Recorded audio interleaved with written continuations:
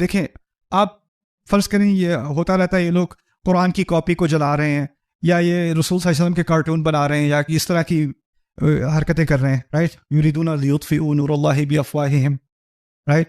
اور پھر ہمیں آتا ہے غصہ کہ اس کی کوئی جوابی کارروائی ہونی چاہیے، یہ ہونا چاہیے، وہ ہونا چاہیے. اس پہ میں نے بہت عرصہ پہلے ایک لیکچر بھی دیا تھا کہ ہم کس طرح اس پہ ریئیکٹ کرتے ہیں، اور پھر اس کا نتیجہ کیا نکلتا ہے، اور پھر کس طرح ہم ایکچولی جانے بغیر بغیر صحیح علم کے ہم ان کا فائدہ کرا دیتے ہیں، کیونکہ ان کا اصل مقصد ہوتا ہے کہ کسی نہ کسی طرح اپنے اوپر اٹینشن لائیں، اور ان کو اٹینشن باقی تو کوئی دیتا نہیں. کون دیتا ہے انہیں ساری اٹینشن؟ ہم دیتے ہیں.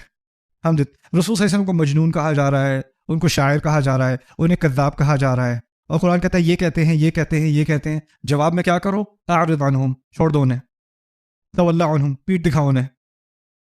بار بار قرآن یہ کہہ رہا ہے نا. تو خیر وہ الگ بات ہے. لیکن ایک بات یہاں پر جو سمجھنے کی اس کانٹیکس میں ہے، وہ یہ ہے کہ کبھی کبھار صبر کا تقاضا یہ ہوتا ہے کہ آپ کوئی ریاکشن نہ دیں، یا تو اس لیے کہ اس ریاکشن کا ٹائم نہیں ہے، یا ہو سکتا ہے کہ ابھی ریاکشن کی آپ کے پاس صلاحیت نہیں ہے. جو مکے میں صحابہ کے ساتھ زیادتیاں ہو رہی تھیں اس وقت وہ جوابی کارروائی کر بھی نہیں سکتے تھے. وَلَمَنْ صَبَرَ، تو وہاں پر وَاصْبِرْ عَلَىٰ مَا أَصَابَكَ، لقمان کی آیت مکے میں آئی ہیں.